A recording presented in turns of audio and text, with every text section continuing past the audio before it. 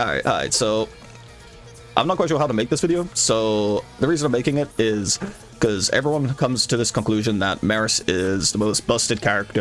Merris is like this, Merris is that, blah blah blah blah, candy cane, you know, all that stuff. I'm not going to say that she's weak, because she's really not. She's very consistent, and she is a good character, but is she the best? No. It really depends in a vacuum of what your goal is of the run to what becomes the best character. If your goal is to get consistent wins, beat D30 for the first time, etc, etc, your character choice doesn't matter. You're going to do that on any of these characters with enough practice.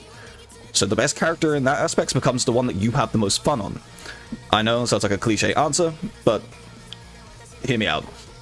If you want to go for high kills, so you want to try and beat the world record kill count of 53,000, I think it was, using Merris, well, Merris is the best for that because of how time-space works.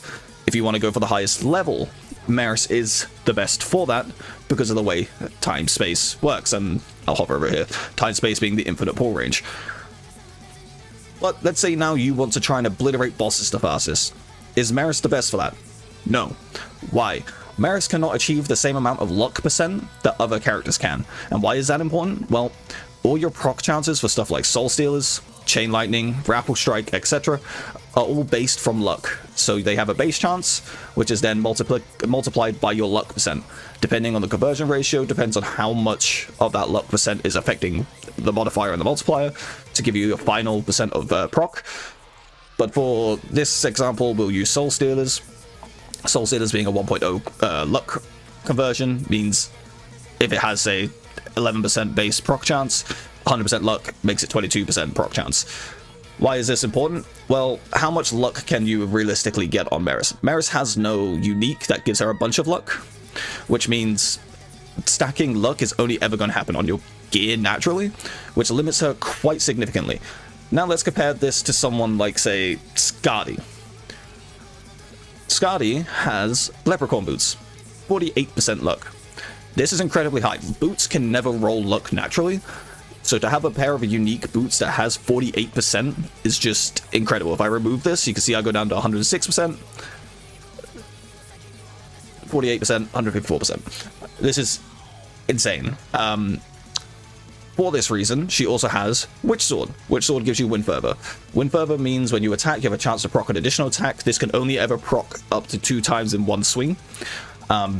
So getting it to 100% is very, very, very nice, because it means every swing you'll be doing 3 attacks total.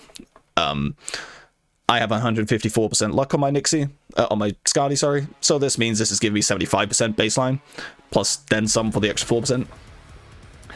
If you combine this with the strongest blessings in the game, stuff like Soul Stealers, Chain Lightning in terms of damage, you're suddenly going to be proccing multiple attacks per swing, plus each of those swings are going to be proccing Soul Stealers, and if you have more than 200% proc, or more than 100% proc chance for something, that additional percentage carries over to try and trigger an additional proc. So if you get Soul Stealers, say, to 200% proc chance, you're now going to be proccing Soul Stealers twice per swing.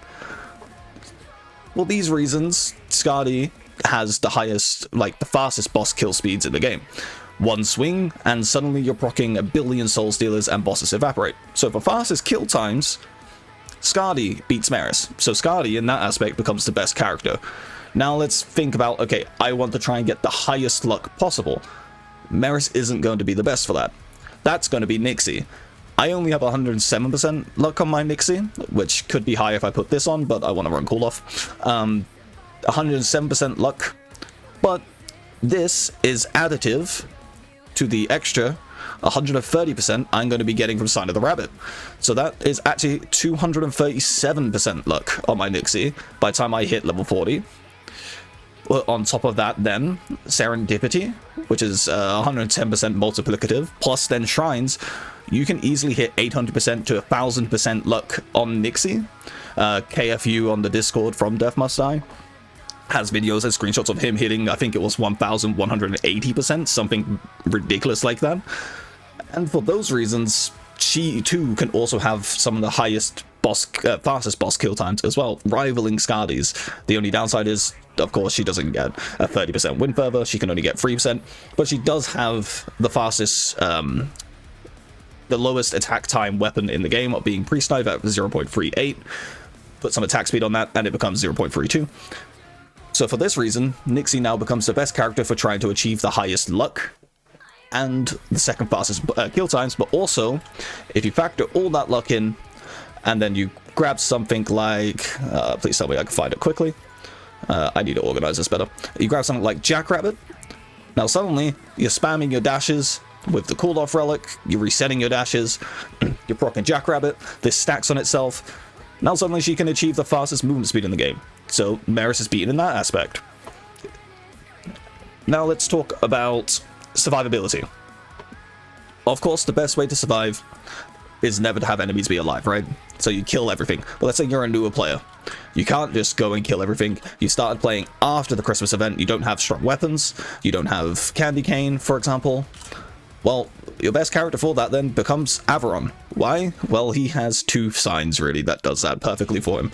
He has become invulnerable to damage for 3 seconds after being hit. This can't occur every 10 seconds, but you pair this with Justice, and now you become extremely tanky. You pair that, or you take the armor sign and pair it with Justice, and now suddenly your Divine Shield at Master Rank 5 with 180 armor becomes roughly a 1.4-ish second cooldown. So the best character for survivability becomes Averon. These are all aspects where Merris is not the best character in the game.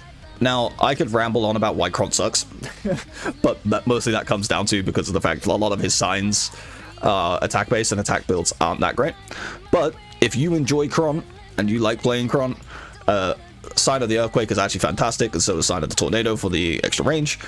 You can have consistent wins on him too with just some gear, so Merris isn't the best character in that sense either.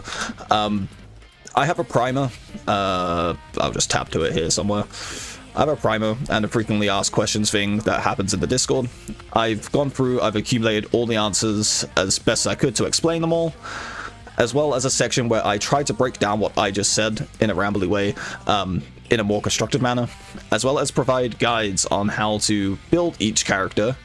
Not so much a, this is what's best on them, but more a way to hold your hand and guide you through your choices. What you might want to consider, what you might not want to consider, what's actually a really good stats and stuff that usually doesn't perform too well on these characters, etc, etc. For Darkness 30, everything that I put in these guides are all based on the highest difficulty in the game, so it's built around that with that in mind. On top of this, I have a primer. This will be linked, all this stuff is going to be linked in the description. This covers pretty much basic knowledge of the game as well as some advanced knowledge, so things like when each character is actually going to unlock, how gods unlock in the game, waves and their timings, stuff like shrines and encounters, what they do and what they are, the Star Crux, aka the heat system, how the shop determines items and their quality. We've got dice, we've got how to gear your characters and stuff as well, and then I break down how luck works. TLDR, this is a headache. Big number good. That's all you need to know about this section is big number good. Blessing rarities and how it determines what you're actually going to get when stuff rolls. So I'm going to leave all this stuff in the description. This is kind of rambly. There was no script for this, so apologies. But yeah, Merris is not the best, hands down, for everything. Play what you want, play and have fun. If you're going for high kills, Merris good. High kills could happen on any character though. I have a general strategy guide here for that as well. I'll leave that linked. Yeah, thank you for watching.